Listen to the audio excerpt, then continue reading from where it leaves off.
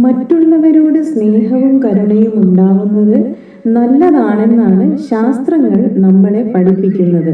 എന്നാൽ നല്ല വികാരങ്ങളായാലും അത് സാഹചര്യം അറിഞ്ഞ് മുന്നിൽ നിൽക്കുന്ന ആളുകളുടെ സ്വഭാവം അറിഞ്ഞുകൂടി വേണം പ്രകടിപ്പിക്കാൻ. അല്ലെങ്കിൽ നമ്മൾ കാണിക്കുന്ന കാരുണ്യവും സ്നേഹവും നമുക്ക് തന്നെ ആപത്തായി ഭവിക്കും. സാഹചര്യങ്ങളെയും വരും വരായികകളെയും ശരിയായി മനസ്സിലാക്കാതെയുള്ള സ്നേഹപ്രകടനങ്ങൾ വിനാശം വരുത്താനും ചിലപ്പോൾ കാരണമാവും.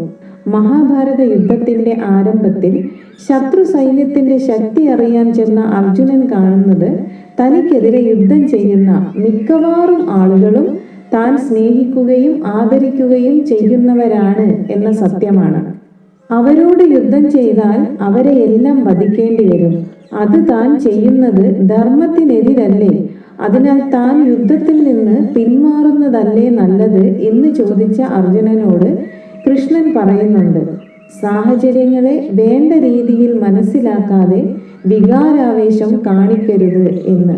കാരണം ഈ യുദ്ധം ഒഴിവാക്കാൻ വേണ്ടി ക്ഷമിക്കാവുന്നതിന്റെ പരമാവധി ക്ഷമിക്കുകയും സഹിക്കുകയും ചെയ്തവരാണ് പാണ്ഡവർ. കൂടാതെ പാണ്ഡവരെ ഉപദ്രവിക്കാൻ വേണ്ടി കൗരവർ ചെയ്യാത്ത അധർമ്മങ്ങൾ ഒന്നും തന്നെ ബാക്കിയില്ല. എല്ലാ ശ്രമങ്ങളും വിഫലമായതിനു ശേഷമാണ് ഈ യുദ്ധക്കളത്തിൽ എത്തി നിൽക്കുന്നത്. ഇവിടെ ധർമ്മവും പാണ്ഡവ പക്ഷത്താണ്.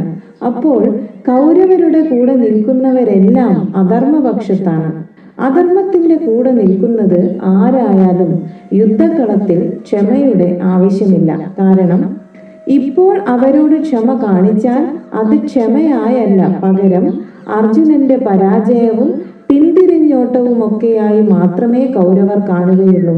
മാത്രമല്ല, യുദ്ധം ചെയ്യേണ്ട സമയത്ത് പേടിച്ച് പിന്മാറിയതായാണ് ലോകം മുഴുവൻ അർജുനന്റെ ഈ പ്രവൃത്തിയെ വിലയിരുത്തുക.